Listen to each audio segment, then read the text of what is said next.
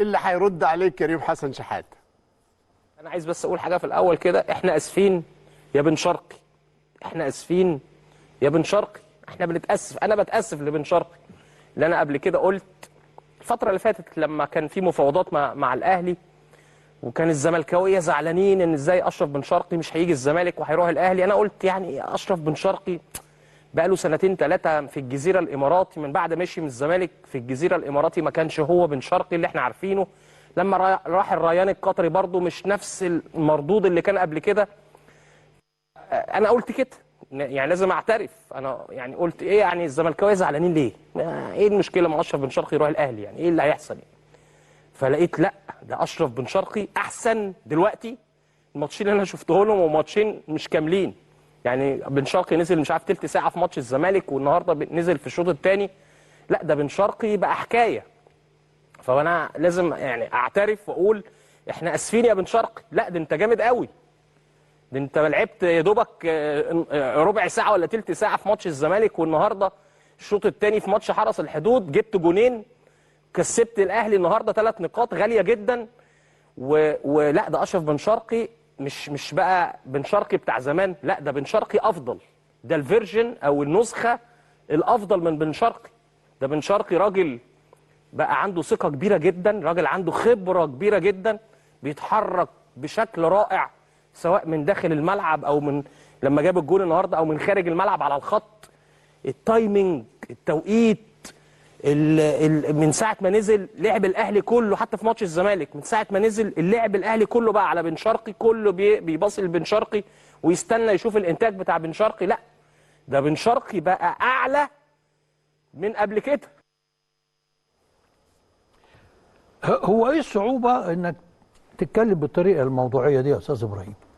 هو ده اللي انا كنت بقوله في المقدمه بتاعتي. الحسابات الكتير هتخليك تبعد عن الواقعيه والموضوعيه وتبتدي تقول كلام لا الاهلي ما كسبش ده فلان. ما هو يا ابني النتائج بتيجي باقدام لاعبين، يبقى معنى كده الانديه ما بتكسبش. يعني اتمنى ان احنا نخرج من الحته دي شويه علشان يعني حتى نفيد جماهيرنا ازاي يتفرجوا ويتحملوا فكره ان النجوم بتتنقل من هنا لهنا لهنا. طب ما انت خدت الكونفدراليه برجل مين؟ احمد حمدي. احمد حمدي ابن الاهلي اللي وصلتك انك تاخد سوبر. ادي بطولتين. يعني نقول لك الزمالك ما كسبش الكونفدراليه، احمد حمدي الا بابن الاهلي. هي لعيب انت واخده عشان هو لعيب كويس ومتاسس كويس في النادي الاهلي وافادك. يا عم هي كده، ما تاخدهاش مكايده، ابعد عن فكره المكايده خالص عشان جماهيرنا نقدر نريحها، تستمتع. نريحها حبه. طبيعي اللعيبه تنتقل من هنا الى هنا ومن هنا الى هنا، واللعيب الكويس هو لعيبه الاهلي والزمالك ما هي لعيبه كويسه. المفروض الدوافع لما بيروحوا اي مكان جديد بتبقى عاليه، بيقدروا ينتجوا، ده طبيعي يعني. فباذن الله بن شرقي وامام عاشور وجراديشار ووسام وكل من دخل النادي الاهلي يقدم بس افضل ما لديه في اطار جماعي، لان قلنا النادي الاهلي النجم هو الفريق. الحقيقه عايز احيي كريم حسن شحاته. يا كريم انت ابن ابوك فعلا. المعلم حسن شحاته هو كده كان الراجل عنده القدر العالي من الامانه والموضوعيه والانصاف، بيريح نفسه. ولذلك كريم قال لك انا هقول حاجه الزملكاويه زعلانين منها، ان انا اقول ان بن شرقي نسخته الحاليه مع الاهلي هي احسن نسخه، رغم ان الراجل بادئ يدوب شوط ونص، الا انه قدم المردود اللي خلى كريم يقول له احنا اسفين. لانه كريم كان قبل كده قال لك الاهلي هيجيبه، هو ما عملش حاجه مع الجزيره الاماراتي وما عملش حاجه في الدوري القطري فخلاص خلص. فالراجل كان عنده الامانه والموضوعيه انه يقول له لا احنا اسفين، ده انت نسختك اللي جاي بيها مع الاهلي دي احسن من اي نسخه سابقه. قال لك الزملكاويه هيزعلوا، بس هي دي الامانه وهي دي الرؤيه، وهو ده المستوى اللي ظهر بيه بن شرقي. محاوله بقى ايقاع الفتنه واصله هيبقى هو الاشهر ولا امام، لا، النادي الاهلي يا عم بندق طول عمره بيتسع لكل النجوم في كل الاجيال وفي كل الظروف. مفيش حاجه اسمها النجم الواحد ولا قاعده الاهلي مدببه، لا، هي تسع الجميع. شوف في كل جيل ابو تريكه كان نجم النجوم، وبركات نجم النجوم، ومتعب فنان كبير قوي، وفلافيو ووائل وكل اللعيبه، كل واحد في حد ذاته نجم كبير يشيل فرقه، فما بالك لما يكونوا بالمجموعه الكبيره قوي التقيله.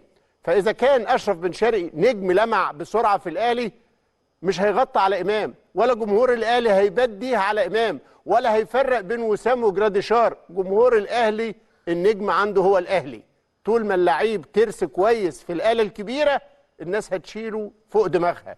فريح دماغك يا بندق واطمن تماما انه الاهلي لا هيفرق لا بين امام ولا بين شرقي يا استاذ ابدا. ابراهيم، لو الاهلي هو نادي النجم الواحد كان عمل كل البطولات دي. طول عمر الاهلي مدجج بالنجوم. ايوه. والنجوم كل واحد حاسس بقيمه نفسه. أيوة. وعارف ان اللي جاي ده جاي يساعده انه لمزيد من التألق. صحيح. يعني وجود بن شرقي هيفيد امام، ووجود امام هيفيد جراديشار ووسام هيفيد الجميع، وحسين الشحات وحسين موجود ومتألق. وانا عارف ان حسين هيبقى احد فرسان النهارده الرهان في كأس العالم كعادته وخبراته. لكن احنا عايزين باستمرار ان احنا نشعر مقولة مانويل جوزيه: اذا اردت ان تكون فرديا العب جولف. وي ار فاميلي هير. انت في عائلة، المكسب للعائلة. فانت في عائلة مدججة بالصالحين بالنجوم. هنيئا للاهلي بنجومه، وخصوصا الوافدون الجدد، الوافدين وخصوصا الوافدين الجدد ما بيفوتش